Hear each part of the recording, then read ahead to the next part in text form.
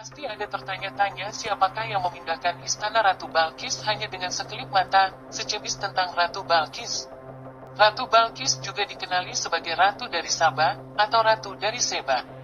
Adalah seorang ratu yang memerintah kerajaan kuno Saba, yang disebut dalam Injil Ibrani, Perjanjian Baru dan Al-Quran. Ibu kota Saba, dipercayai ialah Ma'arib yang terletak berhampiran kota Samaa.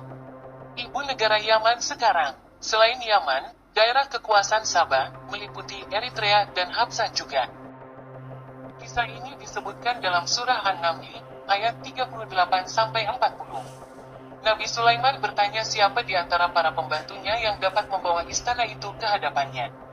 Maka para jin ifrit menjawab bahwa mereka sanggup melakukannya sebelum Nabi Sulaiman beredar dari tempat-tempat duduknya. Tetapi seorang hamba Allah yang menguasai ilmu dari kitab, berkata bahwa beliau sanggup membawa istana itu sebelum mata Nabi Sulaiman sempat berkelip. Akhirnya istana Ratu Balkis itu dibawa ke hadapan Nabi Sulaiman oleh hamba Allah itu, padahal dia bukan Nabi dan bukan pula jin ifrit, tetapi dia diberi oleh Allah ilmu dari kitab. Menurut para pentafsir, hamba Allah yang beroleh ilmu Allah itu bernama Asif bin Barhaya, wazir Nabi Sulaiman sendiri. Beliau adalah seorang yang terkenal dengan insan soleh dan takwa. Dia adalah wali Allah.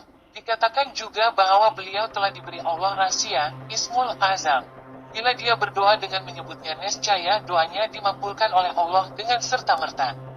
Maka dengan adanya seorang hamba Allah, Asif bin Barhaya, yang bukan seorang nabi atau rasul, yang berupaya melakukan kerja yang begitu besar, malah lebih besar daripada keupayaan jin ifrit, membuktikan bahwa Asif bin Barhaya itu tidak lain dari seorang waliullah, hingga doanya dikabulkan oleh Allah dengan serta-merta.